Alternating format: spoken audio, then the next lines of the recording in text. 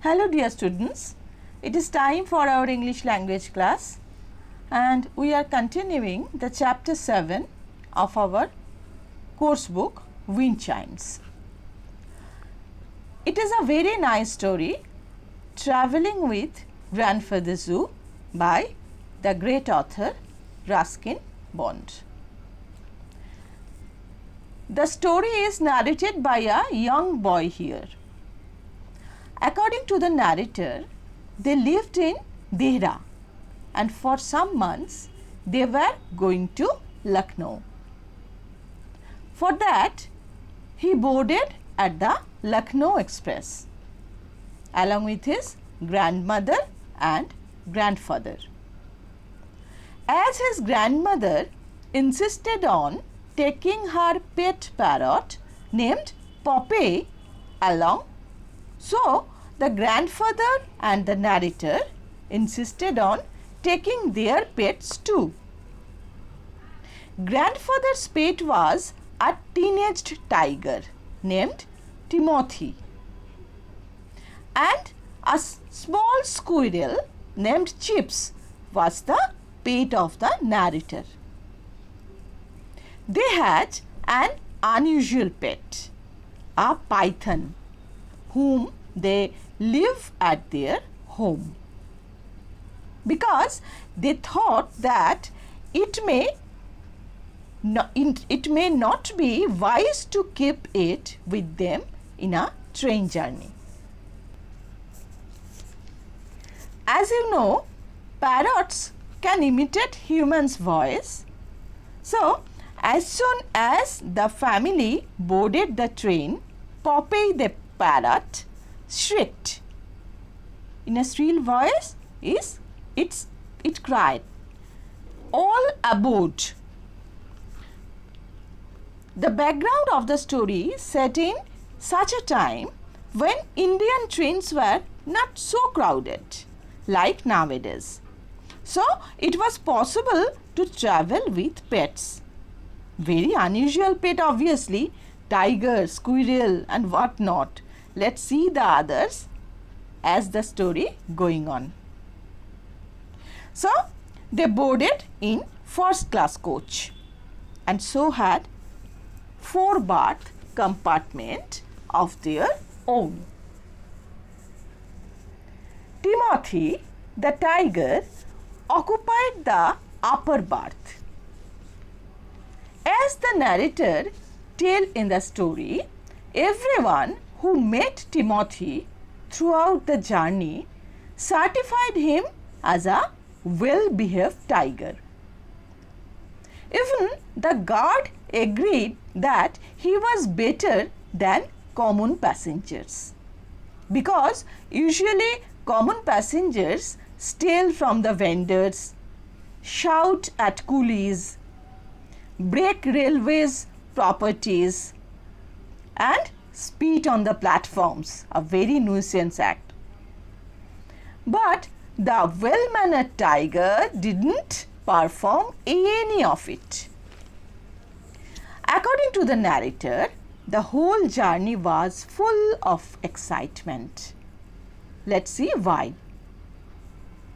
At the beginning, Popeye the parrot objected to vendors and other people by poking their hands through the windows.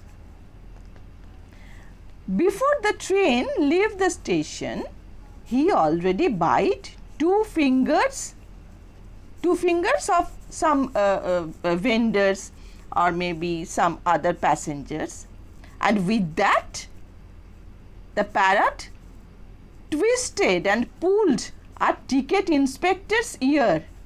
Just think about it. As soon as the train started, Chips the squirrel get out of its owner pocket. Who is the owner? Yes, the narrator here. So, Chips the squirrel just get out of our narrator's pocket. For what? To examine the surroundings. And then soon Chips found that the train was a paradise for it. Why? In a train journey, most of the passengers bought large quantities of roasted peanuts. As it is entertaining to break the nutshell, open it and have peanuts from those. Isn't it? I think most of you like peanuts. Me too. And the squirrels love to eat peanuts. So, spending about an hour, Chips made friendship with many children and grown-ups too. And thus, its tummy, Chips, the squirrel's tummy, was full with peanuts when it came back to its owner, the narrator. The whole day was tiresome for grandmother as he packed all the essentials and boarded to the train. So she was going to sleep on the berth opposite Timothy's. The clicking sound of the wheels and the steady puffing of the steam engine made all of them sleepy. Now, next part of the story. Well, I am hungry, I said. What did Granny make for us? Actually, the narrator asked these words to his grandpa or grandma because he was very hungry then. And what Granny make for them, he just asked that. Ham sandwiches, boiled eggs, or roast chicken, gooseberry pie. It's all in the tiffin basket under your berth. So, he answered as the Granny made for them ham sandwiches, boiled eggs, a chicken roast, gooseberry pie, and these all are kept in the tiffin basket, which was kept under the berth. I tugged at the large basket and dragged it into the center of the compartment. So, here is the narrator. The narrator, as he was very much hungry, he tugged at the large basket and then pulled it into the center of the compartment. The straps were loosely tied. The strap of the basket was loosely tied.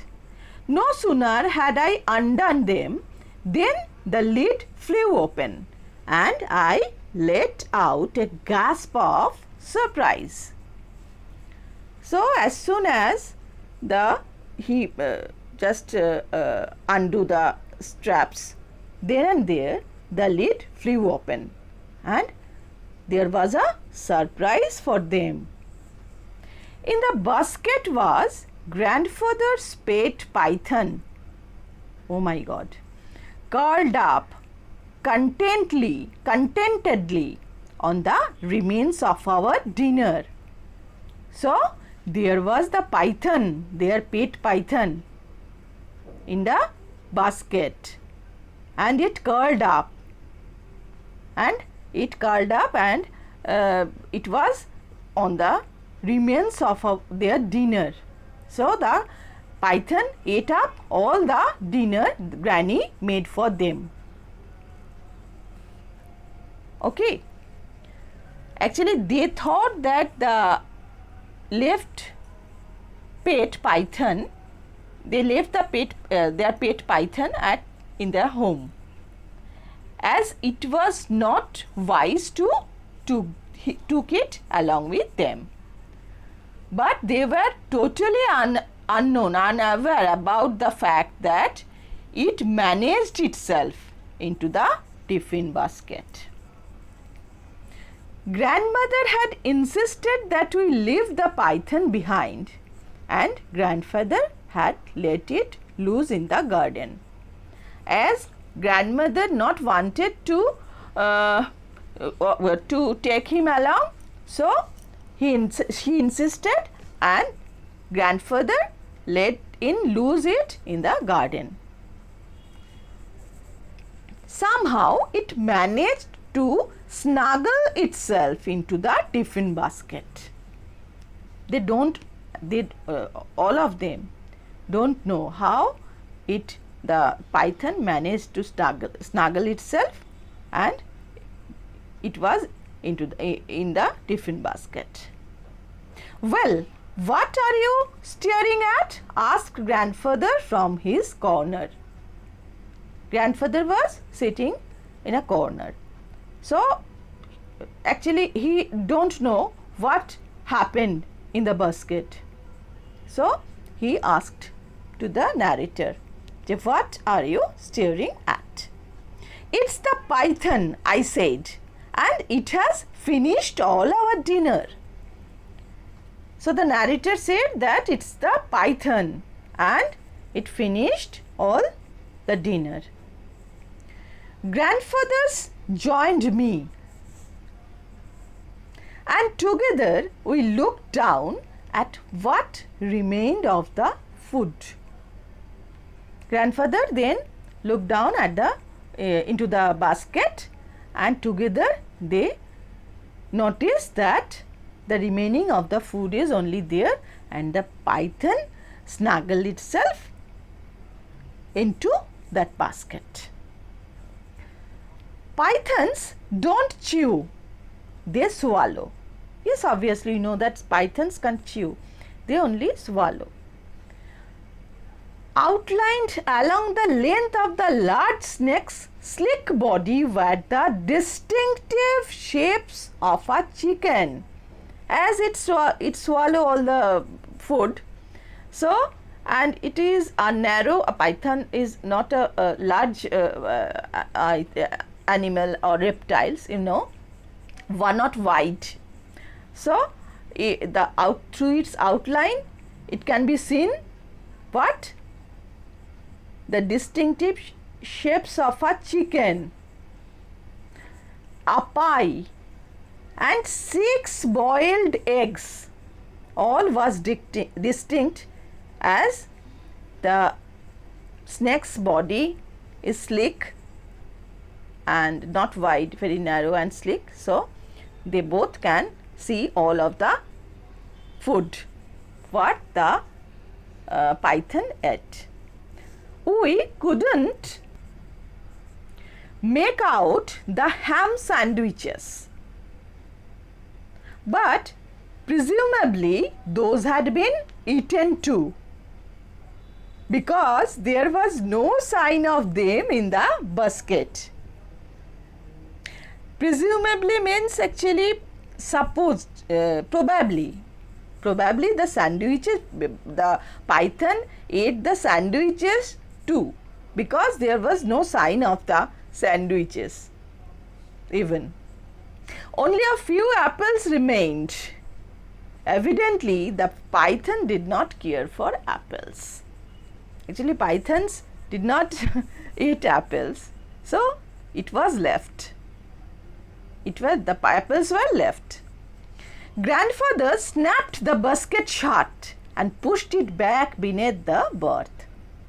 The grandfather then and there shut the basket and pushed it back in its position, where? Beneath the berth. We must not let grandmother see him, he said. She might think we brought him along on purpose.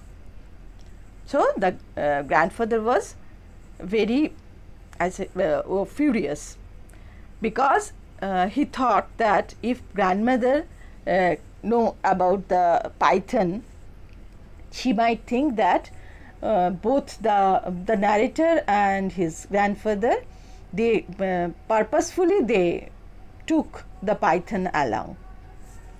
Well, I am hungry, I complained. Just then Chips returned from one of his forays and presented me with a peanut. The narrator was very much hungry, so he complained to his grandfather. Just then Chips returned. Chips, who was Chips? Chips was the squirrel, pet squirrel of the narrator. It returned from one of his forays. Forays, that means actually the foray means sudden attack or quick raid. Maybe Chips the squirrel snatched peanuts from his new friends. That is described here through this word foray. So the Chips returned there with a peanut. Thanks, I said. If you keep bringing me peanuts all night, I might last until morning. As he was very hungry, peanut was much for him, the narrator. So he thanked the squirrel, Chips, and said that he